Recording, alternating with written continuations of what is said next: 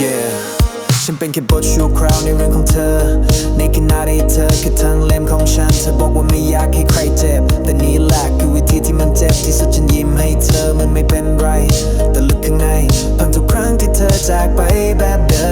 มบางทีฉันก็อยากหายไปเพื่อเธอจะได้รู้ว่าฉันสำคัญแค่ไหนแต่ก็ทำไม่ได้เพราะฉันกลัวว่าเธอจะไม่ตามหาอีกเลยแต่ใจก็ยังบอกแต่ใจก็ยังกลัว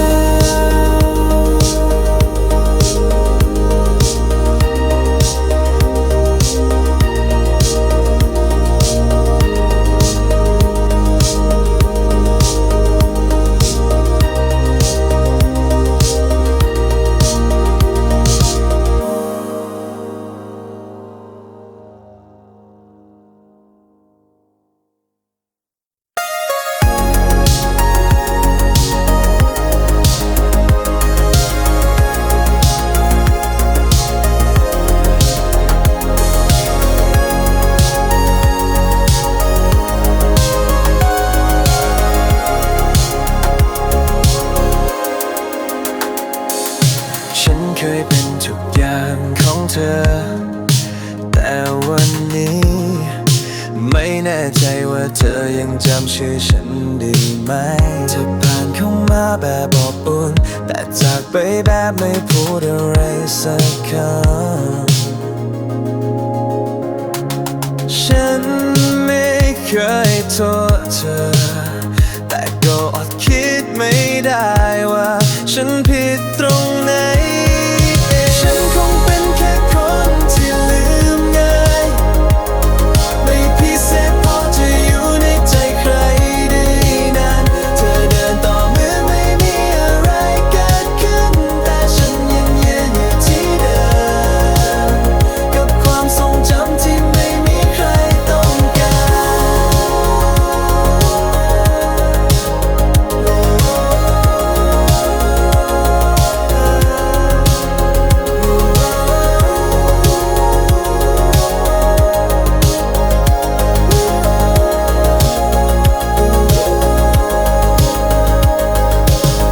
ได้ไหมวันที่ร้องหัวเราะตอนนั้นเธอบอกว่าฉันคือคนเดียวที่เข้าใจแต่พอถึงวันที่เธอเริ่มเปลี่ยนไปคำว่าเรากลับหายไปเหมือนไม่เคยเกิดขึ้นฉันไม่เรียกร้องไม่ได้ถามแค่สงสัยว่าความรักมันหายไปตอนไหนฉันยังยืนตรงนี้แม้เธอจะลืมไปแล้วว่าฉันเคยเธออาจจะจำฉันได้แค่ในบางคืนที่ไม่มีใครแล้วเธอแค่เหงาแต่สำหรับฉันเธอคือทั้งจักรวาลแม้จะไม่มีที่ของฉันในนั้นเลยฉันไม่เคยโทษเธอแต่ก็อดคิดไม่ได้ว่าฉันผิดตรงไหนฉันคงเป็นแค่คนที่ลืมง่ายไม่พิเศษพอจะอยู่ในใจใครได้นานเธอเดินต่อเหมือนไม่มีอะไรเกิดขึ้นแต่ฉันยังยืนอยู่ที่เดิมกับความทรงจำที่ไม่มีใครต้องการฉันไม่ขออะไรจากเธอแค่หวัง เธอจะคิดถึงฉันโดยไม่ตั้งใจฉันคงเป็นแค่คนที่ลืมง่ายแต่ฉันจะไม่ลืมเธอเพราะเธอคือความรู้สึกที่ชัดเจนที่สุดแม้จะเป็นเพียงฝันของฉันคนเดียว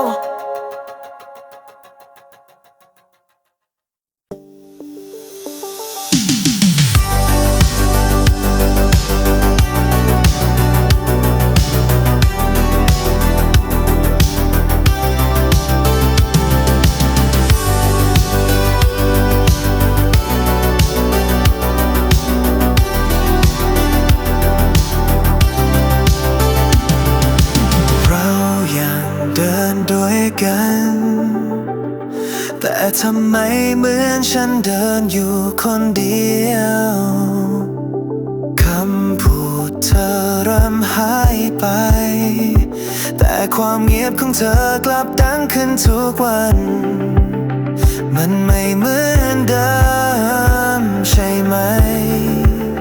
หรือแค่ฉันที่ยังหลอกตัวเองฉันคือคนเดียวที่พยายามรักษาอะไรบางอย่างที่เธอไม่สนใจแล้วฉันยังยืนแม้รู้ว่าไม่มีหวังยังยิ้มให้แม้ใจเธอจะหันไปทางอื่นมันเหนื่อยแต่ยังไม่กล้าปล่อยเธอไปฉันโทรหาเธอในทุกคืนแบบปลายสายจะไม่มีอะไรไหมเธอบอกว่าแค่เหนื่อยแต่ฉันรู้ดีว่าความรักมันค่อยๆหายไปฉันยังส่งข้อความทุกเช้าแม้จะตอบสั้นลงทุกครั้งมันชัดเจนแค่ฉันที่ยังอยู่และแค่ฉันที่ยังพยายามฉันเคยเป็นเหตุผลเลยให้เธอยิ้มแต่ตอนนี้กลับกลายเป็นแค่ภาระใจฉันรู้ว่าเธออยากไปแต่ไม่พูดว่ายังใจดีเกินไปจะทำร้ายฉันมันไม่เหมือนเดิมใช่ไหมหรือแค่ฉันที่ยังหลอกตัวเองฉันคือคนเดียวที่พยายามรักษาอะไรบางอย่างที่เธอไม่สนใจแล้วฉันยังยืนแม้รู้ว่าไม่มีหวังยังยิ้มให้แม้ใจเธอจะหันไปทางอื่นมันเหนื่อยแต่ยังไม่กล้าปล่อยเธอไปไม่อยากให้เธอฝืนใจอยู่แต่ก็ยังไม่พร้อมจะเสียเธอไป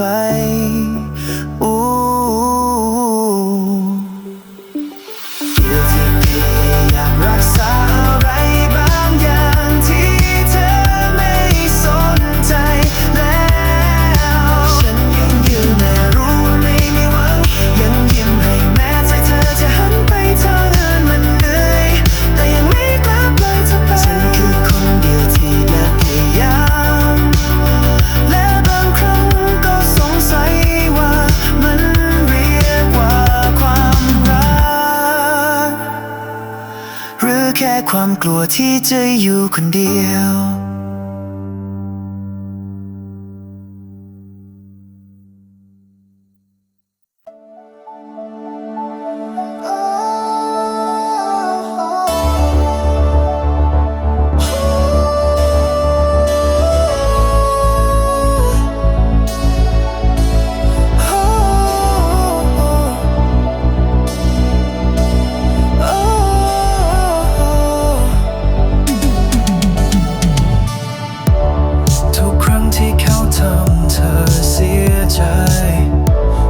จะกลับมาหาฉันเสมอบอกว่าฉันเป็นคนเดียวที่เข้าใจแต่พอเธอยิ้มได้เธอก็หายไปเคยคิดว่าเธอรักแต่ตอนนี้เริ่มรู้แล้วว่าฉันคิดไปเองเธอรักฉันแค่ตอนเหงาตอนที่เขาทิ้งเธอไว้คืนที่ว่างเปล่าฉันกลายเป็นคนที่เธอใช้ลืมเขาแต่ไม่เคยเป็นคนที่เธอเลือก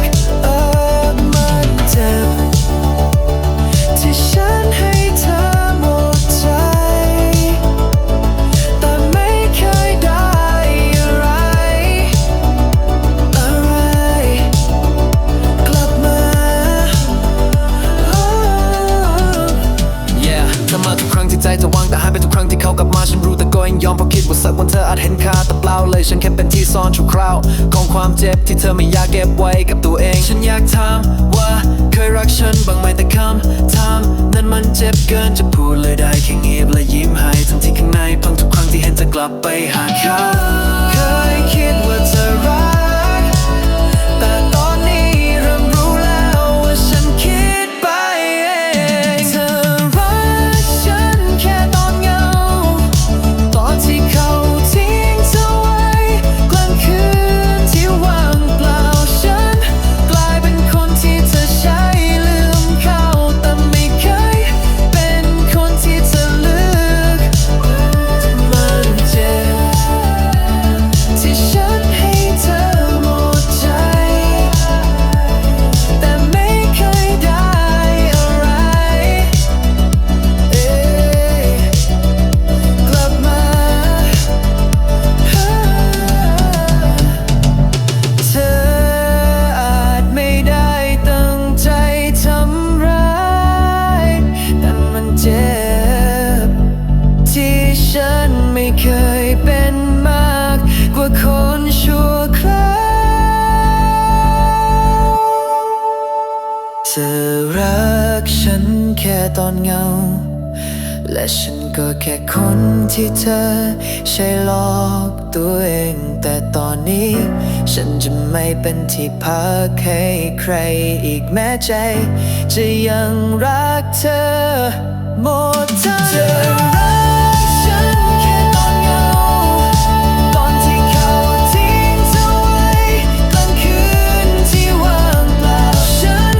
กลายเป็นคนที่เธอใช้ลืมเขาแต่ไม่เคยเป็นคนที่เธอเลือกโน้ตมันเจ็บที่ฉันให้เธอหมดใจ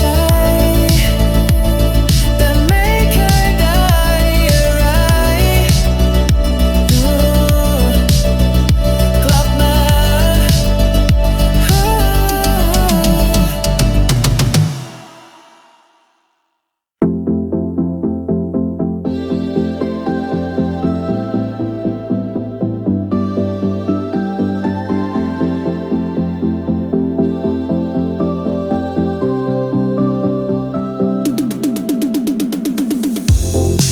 เธอไม่เคยพูดว่ารักแต่ฉันก็ยังอยู่ตรงนี้แม้จะไม่มีคำว่าเราชัดเจนแต่ฉันก็ยังเรียกสิ่งนี้ว่าความรักไม่รู้ว่าเธอคิดยังไงแต่ฉันแค่กลัวไม่มีเธออยู่ข้างๆอยู่แบบนี้ก็ได้แม้จะไม่มีสถานะให้เรียกแม้จะต้องซ่อนความรู้สึกและยิ้มให้คนที่ไม่แน่ใจฉันยอมจะทีละน้อยมากกว่าไม่มีเธอ ฉันรู้ว่าฉันไม่ใช่คนเดียวในโลกของเธอแต่เธอคือทั้งจักรวาลของฉันยอมรับบทที่เงียบที่สุดเพื่อให้ได้อยู่ในเรื่องราวของเธอฉันเก็บคำถามไว้ในใจเพราะกลัวคำตอบจะเปลี่ยนทุกอย่างอยู่แบบไม่รู้ยังดีกว่าต้องรู้ว่าเธอไม่เคยคิดอะไรเลยบางคืนเธอก็หายไปแต่ฉันก็ยังรอโดยไม่ถามบางวันเธอก็ทำเหมือนไม่รู้จักแต่แค่ได้เห็นหน้าเธอฉันก็ยังยิ้มออกไม่รู้ว่าเธอคิดยังไงแต่ฉันแค่กลัวไม่มีเธออยู่ข้างๆอยู่แบบนี้ก็ได้แม้จะไม่มีสถานะให้เรียกแม้จะต้องซ่อนความรู้สึกและยิ้มให้คนที่ไม่แน่ใจฉันยอมเจ็บทีละน้อยมากกว่าไม่มีเธอเลยอาจจะดูไม่เข้มแข็งในการรักใครสักคนยังไม่ต้องมีเหตุผลเสมอไปอยู่ ไม่หายไปจากฉันแม้จะไม่มีวันเป็นคนสำคัญแต่อย่างน้อยฉันก็ได้รักเธอในแบบของฉันเอง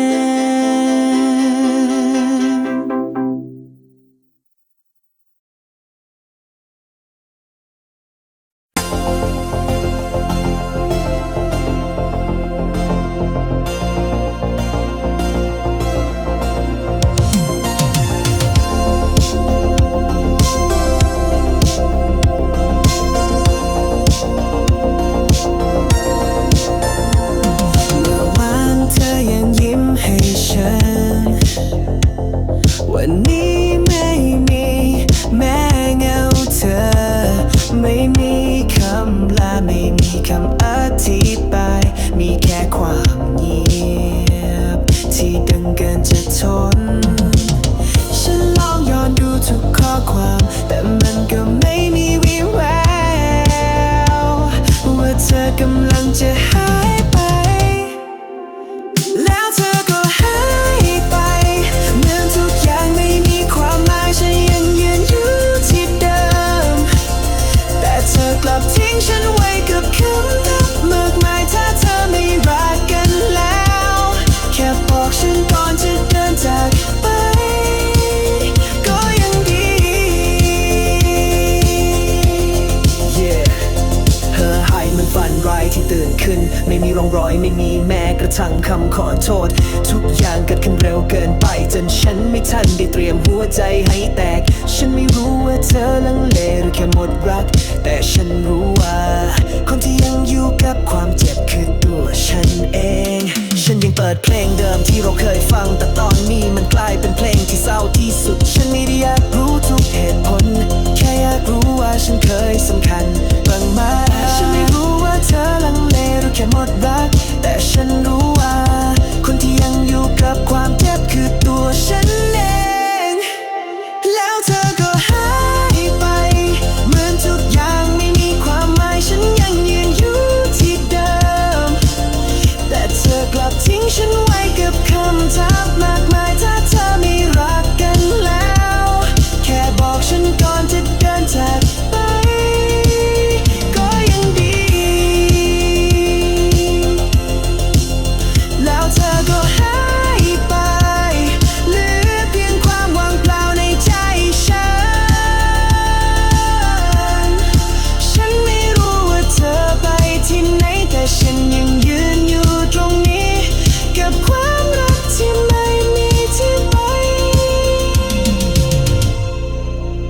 แล้วเธอก็หายไปเหมือนทุกอย่างไม่มีความหมายฉันยังยืนอยู่ที่เดิมแต่เธอกลับทิ้งฉันไว้กับคำถามมากมายถ้าเธอไม่รักกันแล้วแค่บอกฉันก่อนจะได้จากไปแล้วเธอก็หายไปเหมือนทุกอย่างไม่มีความหมายฉันยังยืนอยู่ที่เดิม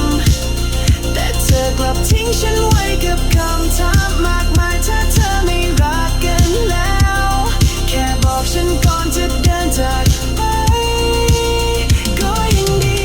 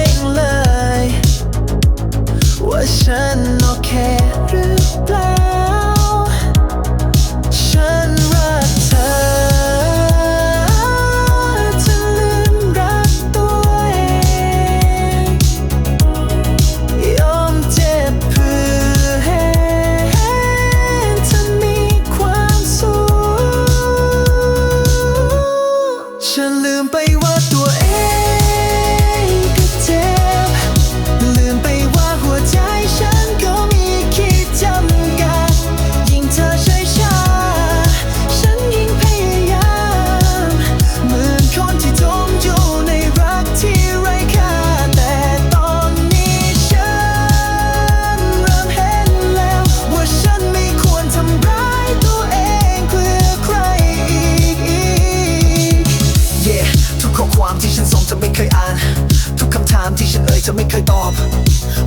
ยังรอเหมือนคนที่ไม่รู้จักคำว่าพอฉันเทใจให้เธอแบบไม่มีเงื่อนไขแต่เธอกลับรักฉันแบบมีข้อแม้ทุกครั้งเจ็บนะแต่เจ็บที่สุดคือการไม่เคยให้ค่าตัวเองเลยฉันเคยคิดว่าแค่เธออยู่ฉันก็ทนได้หมดแต่ความจริงคือการอยู่โดยไม่มีใครรักตอบมันคือความเหงาที่โหดร้ายที่สุดรักใครที่ไม่เคยแยกกันโอ้ฉันรักเธอฉันลืมรักตัวเองยอมเจ็บเพื่อให้จะมีความสุขฉันลืมไปว่าตัวเองก็เจ็บลืมไปว่าหัวใจฉันก็มีขีดจำกัดยิ่งเธอช้าๆฉันยิ่งพยายามเหมือนคนที่จมอยู่ในรักที่ไร้ค่าแต่ตอนนี้ฉันรันเอ็นแล้วว่าฉันไม่ควรทำร้ายตัวเองเพื่อใครอีกวันนี้ฉันอาจจะร้องไห้แต่สักวันฉันจะขอบคุณตัวเองที่เดินออกมา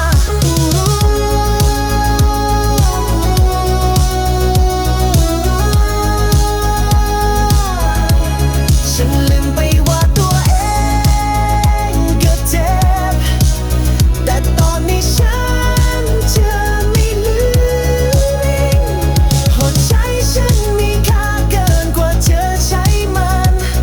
รักใครที่ไม่เคยหันกลับมามองเลย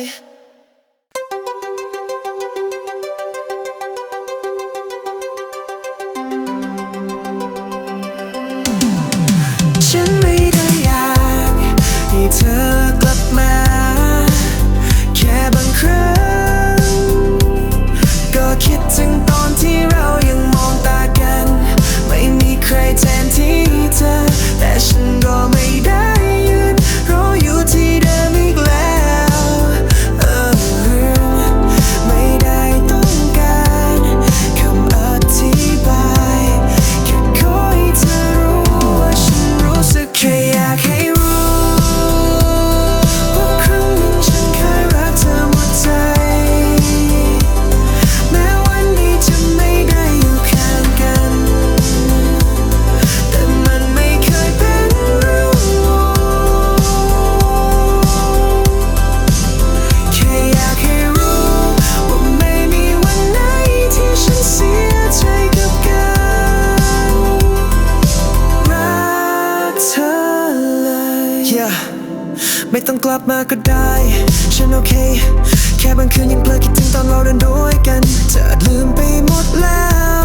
แต่ฉันยังจำทุกรายละเอียดสิ่งของเราเธอท่าทางเวลาหงุดหงิดฉันไม่ได้อยากยืนแค่อยากให้เธอรู้ว่ามันเคยมีความหมายจริงๆโลกมันยังหมุนไป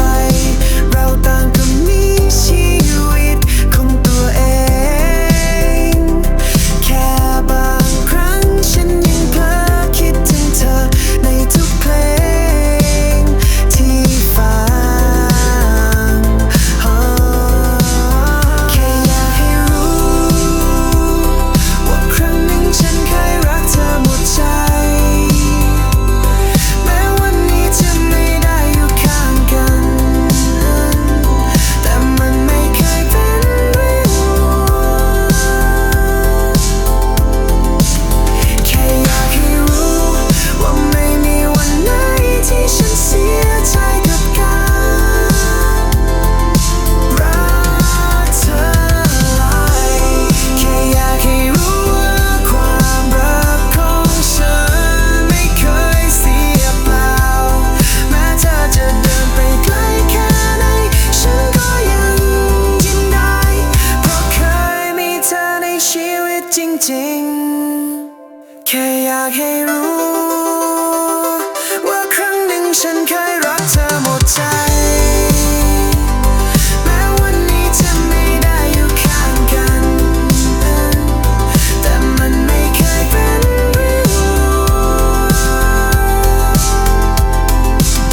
แค่อยากให้รู้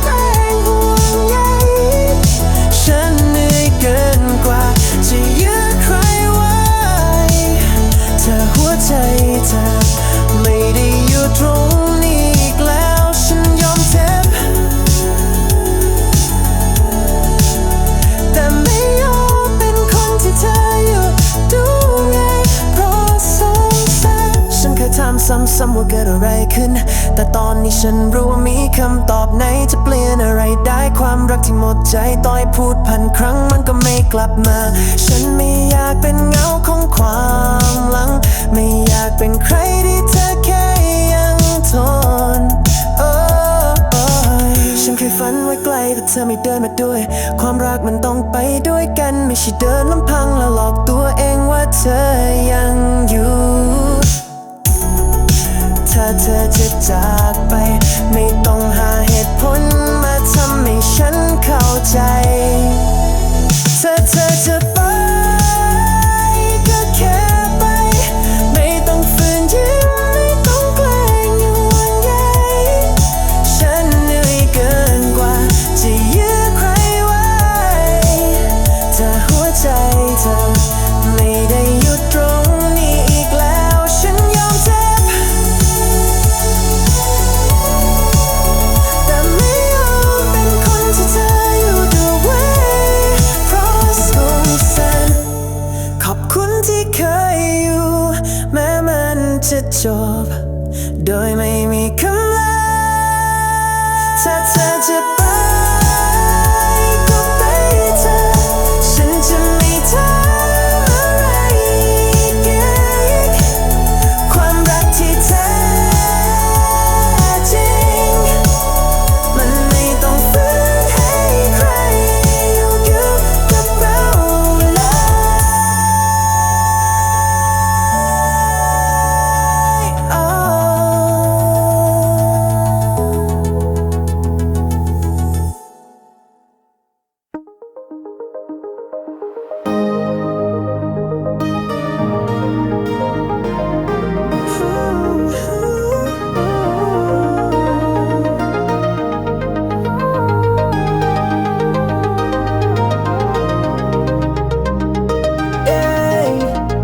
เธอบอกว่าไม่อยากเสียฉั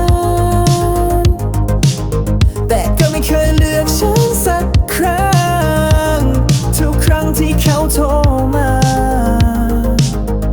ฉันก็กลายเป็นคนที่เธอลืมไปฉันเคยอดทนกับคำว่ายังไม่ชัดเจนแต่วันนี้ฉันเริ่มชัดในใจตัวเองแล้วฉันเลือกจะไปเพราะอยู่ต่อก็ไม่เคยได้หัวใจเธอเหนื่อยกับการรอและคำว่ารักที่ไม่มีน้ำหนักบางทีการหายไปจากใครสักคนก็คือการกลับมาหาตัวเองอีกครั้งฉันเคยทำหมดทุกอย่างทั้งเวลาความรู้สึกและโอกาสแต่เธอใช้มันหมดโดยไม่เคยมองกลับมาฉันไม่อยากเป็นทางเลือกในวันที่เธอเหงาหรือแค่ไม่มีใครฉันไม่อยากยืนอยู่ตรงนั้นอีกตรงที่เธอไม่เคยมองว่ามีฉันอยู่จริงฉันเคยคิดว่าเธอแค่กลัวเลยให้โอกาสซ้ำแล้วซ้ำเล่าแต่สุดท้ายฉันแค่หลอกตัวเองว่าคนที่ลังเลจะกลับมารักเราได้ฉันไม่อยากเป็นเธอเลยแต่วันที่เธออยู่เดียวก็ไม่มีใครฉันเคยคิดว่าเธอแค่กลัวเลยให้โอกาสซ้ำแล้วซ้ำเล่าแต่สุดท้ายฉันแค่หลอกตัวเองว่าคนที่ลังเลจะกลับมา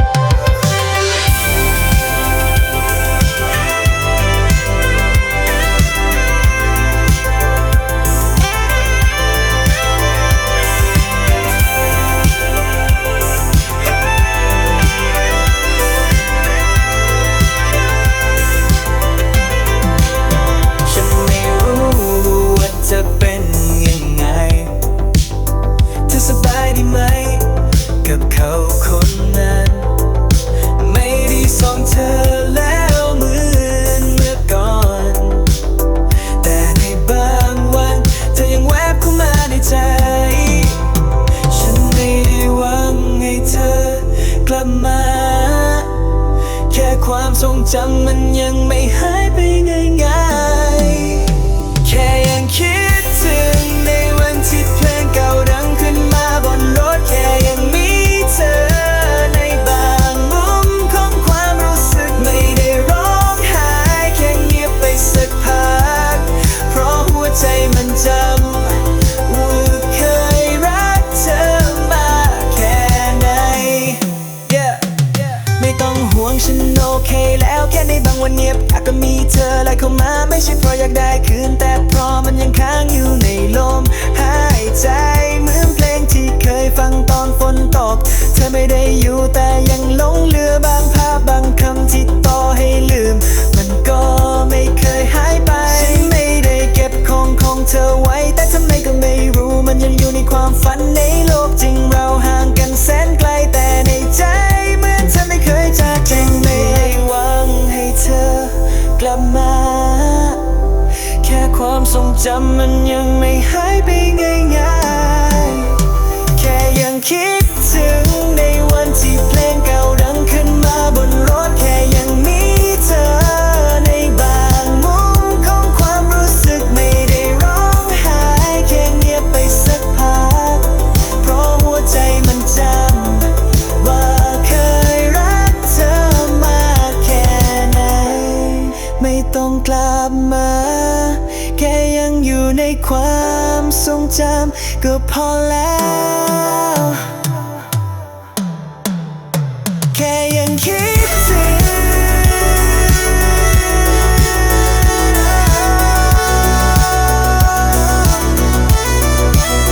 แค่ยังคิดถึง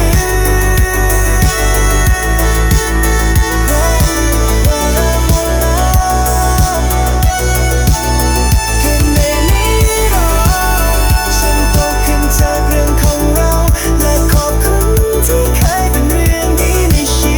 วิตฉัน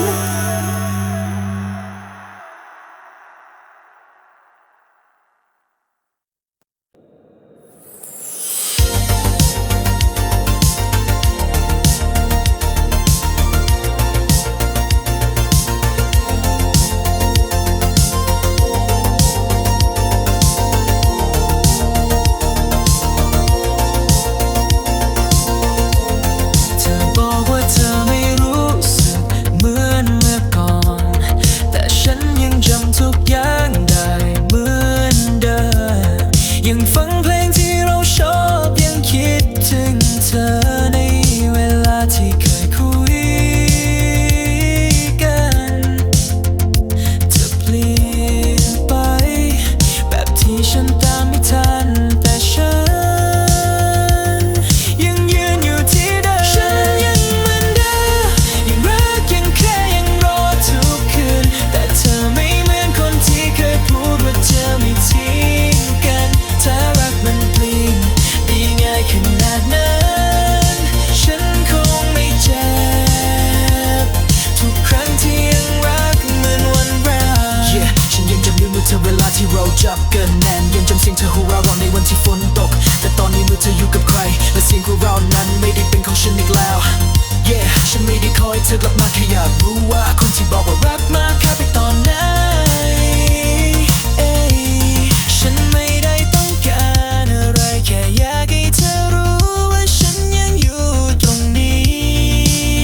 ไม่ใช่เพราะหวังแค่เพราะใจฉันยังไม่เลือนไปแบบที่ฉันตามไม่ทันแต่ฉันยังยืนอยู่ที่เดิมฉันยังเหมือนเดิมยังรักยังแค่ยังรอทุกคืนแต่เธอ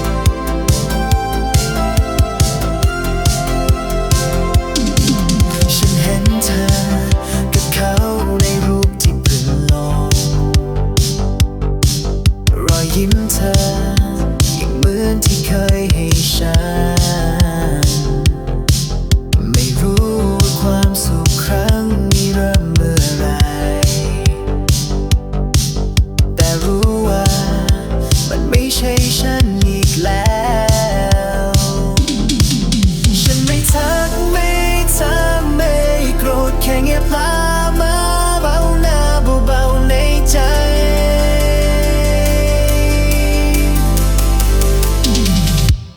ขอให้เธอรักเขาจริงๆขอให้ครั้งนี้เธอไม่ต้องหลอกตัวเองอย่าให้มันจบเหมือนฉันที่เคยเป็นแค่ทางผ่านฉันยอ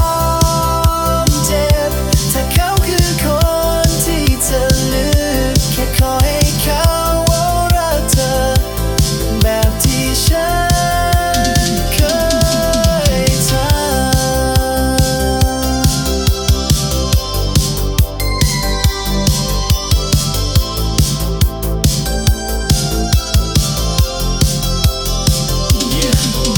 ฉันอาจไม่ดีพอในสายตาเธอแต่ฉันก็รักเธอด้วยทั้งหมดที่มีไม่มีแม้คำลาในวันที่เธอหายไปมีแค่ใจที่คงฝืนอยู่ทุกวันฉันไม่ขอให้เธอกลับมาแค่หวังว่าเขาจะไม่ทำให้เธอเสียใจเหมือนที่ฉันเคยบางครั้งฉันก็แบบฟังเพลงเดิมๆที่เราเคยเปิดต้องกับรถด้วยกันฉันไม่ได้อยากย้อนเวลาแค่อยากแน่ใจว่าเธอกำลังไปข้างหน้ายังมีความจากใน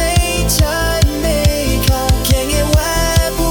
หายหน้าเบาๆขอให้เธอรักเขาจริงๆขอให้ครั้งนี้เธอไม่ต้องหลอกตัวเองอย่าให้มันจบเหมือนฉันที่เคยเป็นแค่ทางผ่านฉันยอมเจ็บถ้าเขาคือคนที่เธอเลือกแค่ขอให้เขารักเธอแบบที่ฉันเค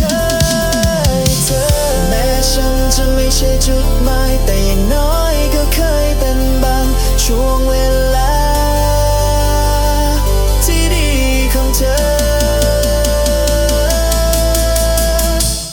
ขอให้เธอรักเขาจริงๆขอให้เขาไม่ทิ้งเธอไว้กลางความเสียใจฉันจะอยู่ตรงนี้ในเงาเบื้องหลังของเธอไม่ใช่เพื่อรอแต่เพื่อยินดีกับทุกครั้งที่เธอยิ้มได้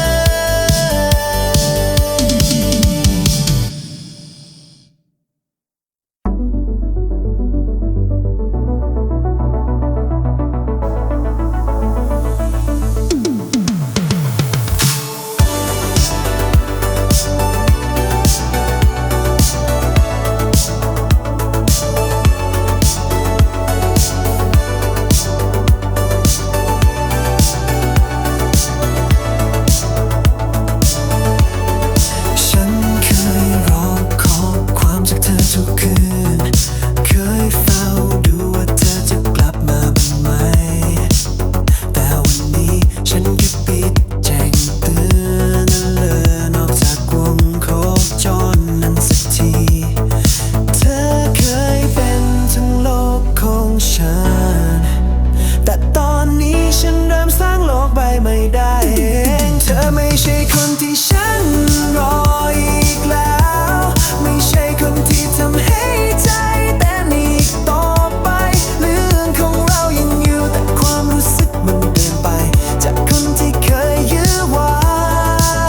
วันนี้ฉันเลือกจะปล่อยมือด้วยความเข้าใจ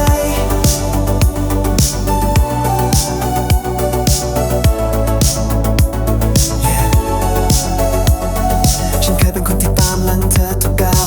เคยหลอกตัวเองว่าเธอยังแคร์แต่ความจริงคือเธอเดินไปไกลนานแล้วมีแต่ฉันที่ยังวนไปไกลนานเดิมตอนนี้ฉันไม่รอไม่ย้อนไม่ถามเธอจะอยู่ที่ไหนก็ไม่สำคัญ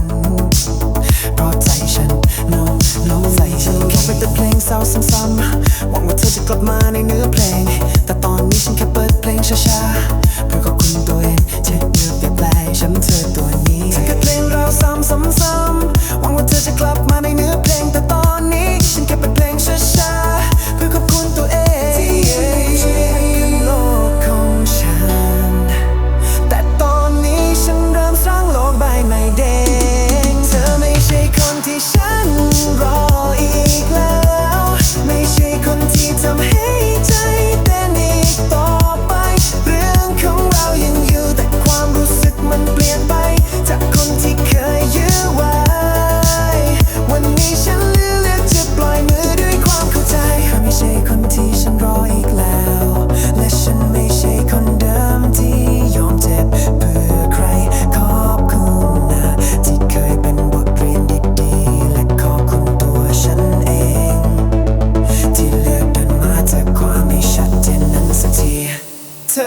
ช่คนที่ฉันรออีกแล้วไม่ใช่คนที่ทำให้ใจเต้นอีกต่อไปเรื่องของเรายังอยู่แต่ความรู้สึกมันเปลี่ยนไปจากคนที่เคยยื้อไว้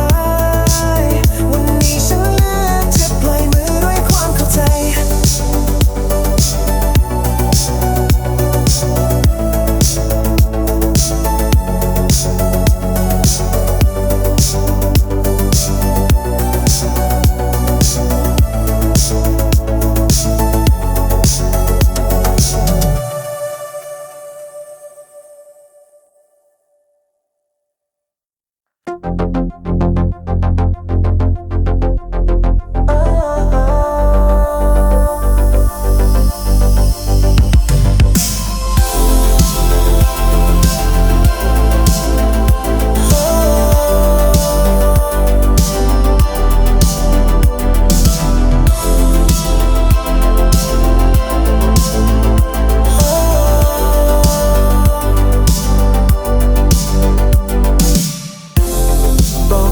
ฉันโอเค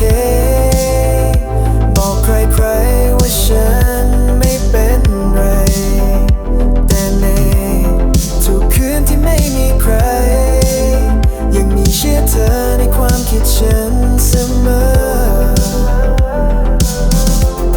รอยยิ้มที่เธอเคยให้มันยังวนอยู่ในทุกเพลงที่เปิดฟังบอกใครต่อใครว่าลืมเธอแล้ว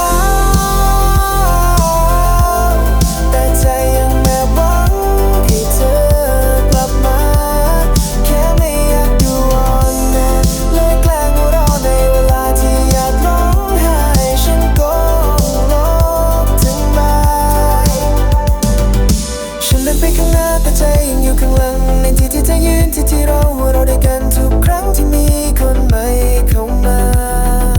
ฉันก็แค่ยิ้มแต่ในใจยังเผลอเธอกับเธอทุกครั้งฉันไม่บอกใครหรอกว่าคิดถึงเธอขนาดไหนเพราะแม้แต่ฉันก็ยังพยายามหลอกตัวเองฉันลบรูปเธอหมดแล้วแต่ความรู้สึกไม่มีปุ่มให้เกิดตรงง่ายแบบนั้นฉันแกล้งทำเป็นไม่รู้จักที่ในใจยังจำทุกอย่างได้ดีไม่มีปุ่มให้เกิดนางได้แบบนั้นฉันแกล้งทำเป็นไม่รู้จักที่ในใจยังจำทุกอย่างต่อใครว่าลืมเธอแล้วแต่ใจยังแอบหวังให้เธอกลับมาแค่ไม่อยากดูอ่อนแอและอยากแกล้งหัวเราะในเวลาที่อยากร้องไห้ฉันก็โลกทั้งใบบอกใครว่าลืมเธอแล้วบางครั้งการยอมรับว่ายังรักอยู่มันเจ็บน้อยกว่ากันก็หกตัวเองว่าลืมแล้วบอกใครว่าลืมเธอแล้วแต่ความจริงฉันแค่ซ่อนเธอไว้ลึกที่สุดในมุมหนึ่งของหัวใจที่ไม่อยากให้ใครเห็นว่ายังคิดถึงบอกใครต่อใครว่าลืมเธอแล้วบอกใครต่อใครว่าลืมเธอแล้วบอกใครต่อใครว่าลืมเธอแล้วบอกใครต่อใครว่าลืมเธอแล้วบอกใครต่อใครว่าลืมเธอแล้วบอกใครต่อใครว่าลืมเธอแล้ว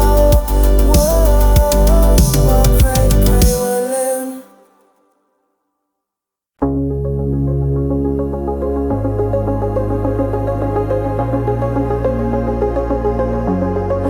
ไม่ใช่เพราะหมดรักแต่เพราะรู้ว่าเธอไม่รักเหมือนเดิมฉันเลยเลือกจะเงียบปล่อยให้เธอค่อยๆเดินออกไปฝืนอยู่ก็มีแต่เจ็บฉันเลยยอมเป็นคนที่เจ็บแทนเธอฉันคือคนที่ปล่อยเธอไปทั้งที่ใจยังไม่เคยอยากเสียเธอไม่ใช่คนดี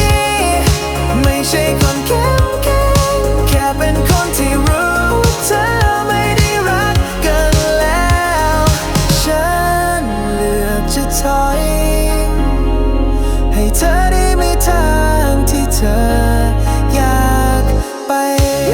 ธอไม่ได้พูดคำว่าเลิกแต่ทุกการกระทำมันดังยิ่งกว่านั้นสายตาที่เธอมองฉันไม่มีรักหลงเหลือข้อความเธอสั่นลงน้ำเสียงก็เย็นกว่าเดิมฉันรู้ว่าเธอพยายามไม่ทำไรแต่ความเงียบของเธอมันฆ่าฉันช้าๆเลยขอเป็นไฟเดินออกมาทั้งที่ใจยังวิ่งตามเธออยู่ทุกวันบางครั้งการรักใครมากไม่ได้แปลว่าเราต้องอยู่ด้วยกันบางครั้งการปล่อยมือคือการยืนยันว่าครั้งหนึ่งมันเคยมีค่ามากพอฝืนอยู่ก็มีแต่เจ็บฉันเลยยอมเป็นคนที่เจ็บแทนเธอฉันคือคนที่ปล่อยเธอไปทั้งที่ใจยังไม่เคยอยากเสียเธอไม่ใช่คนดีไม่ใช่คนเข้มแข็งแค่เป็นคนที่รู้ว่าเธอไม่ได้รักกันแล้วฉันเลือกจะถอยให้เธอได้มีทางที่เธออยากไปไม่ได้อยากเป็นคนถอยแต่อยู่ต่อก็ไม่มีที่ให้ฉันยืนฉันคือคนที่ปล่อยเธอไปไม่ใช่เพราะหมดรักแต่เพราะรักมากพอจะไม่รักถ้าสักวันเธอหันกลับมา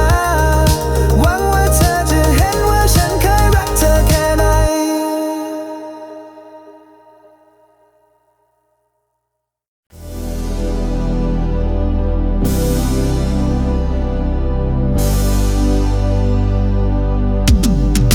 ฉันจำได้ทุกแชททุกคำที่เธอเคยพูดจำได้แม้กระทั่งเสียงเธอหัวเราะเบาๆแค่การมองตาเธอวันนั้นก็ทำให้ฉันคิดไปไกลว่าเธออาจรู้สึกเหมือนกันแต่เธอไม่เคยพูดอะไรและสุดท้ายก็หายไปเหมือนไม่เคยเข้ามามันไม่เคยมีรักมีแค่ฉันที่เผลอไปรักทุกสิ่งที่ฉันคิดว่าพิเศษมันอาจเป็นแค่สิ่งที่เธอทำกับใครก็ได้ฉันเข้าใจช้าไปว่าเธอแค่ผ่านมาไม่ได้ตั้งใจจะอยู่ yeahเธอไม่ได้หลอกฉันด้วยคำแต่ฉันกลับหลอกตัวเองด้วยความเงียบของเธอเธอแค่ยิ้มฉันก็เพลิดคิดถึงอนาคตเธอพิมพ์ว่าฝันดีฉันก็เก็บไปฝันทั้งคืนเธอไม่ได้โกหกอะไรเลยแต่ฉันแค่ตีความไปไกลเกินกว่าคำว่าเพื่อนสุดท้ายก็ต้องยอมรับว่าเธอไม่ผิดมีแต่ฉันที่เจ็บฉันเคยหวังไว้มากว่าสักวันเธอจะหันมามองแต่ยิ่งเงียบยิ่งเข้าใจว่าเธอไม่เคยคิดมีฉันตั้งแต่แรกแต่เธอไม่เคยพูดอะไรและสุดท้ายก็หายไปเหมือนไม่เคยเข้ามามันไม่เคยมีรักมีแค่ฉันที่เพลอไปรักทุกสิ่งที่ฉันคิดว่าพิเศษมันอาจเป็นแค่สิ่งที่เธอทำกับใครก็ได้ฉันเข้าใจช้าไปว่าเธอแค่ผ่านมาไม่ได้ตั้งใจจะอยู่บางความสัมพันธ์มันก็เหมือนบทหนังสั้นฉันเขียนตอนจบไว้คนเดียวโดยไม่รู้เลยว่าเธอไม่ได้เล่นอยู่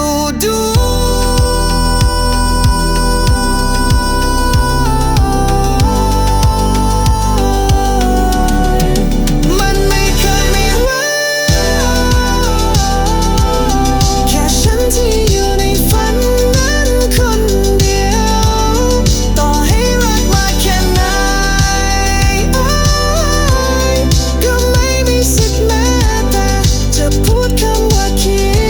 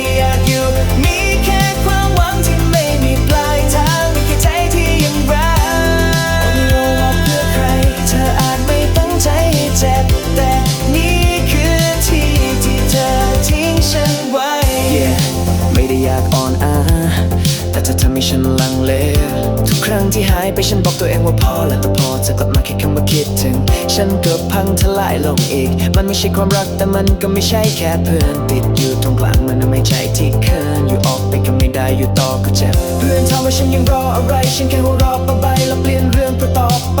มันก็ไม่มีใครเข้าใจว่าใจฉันมันผูกกับเธอไปตั้งแต่เมื่อไรทุกครั้งที่เธอกลับมาใจฉันก็พังไปอีกครั้งอยู่ตรงนี้คนเดียวในที่ที่ไม่มีใครอยากอยู่มีแค่ความหวังที่ไม่มีปลายทางมีแค่ใจที่ยังรั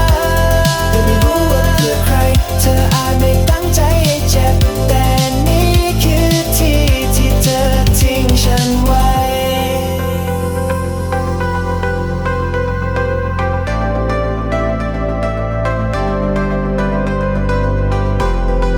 ไม่มีใครอยากอยู่ตรงที่ไม่มีความหวังแต่ถ้าใจมันยังผูกไว้กับใครบางคนเราก็เดินต่อไม่ได้จริงๆ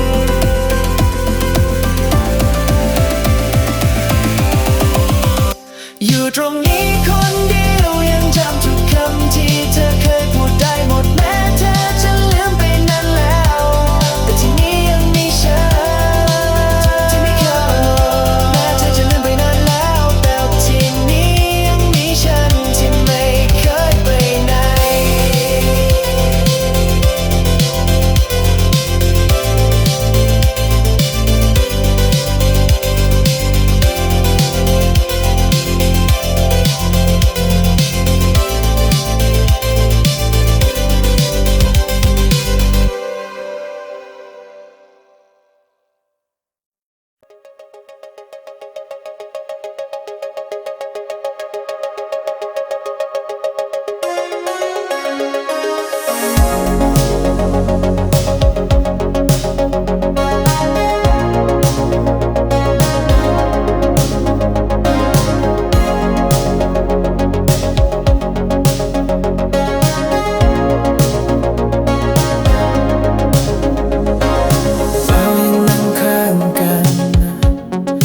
ใจเธอกลับห่างออกไปทุกวัน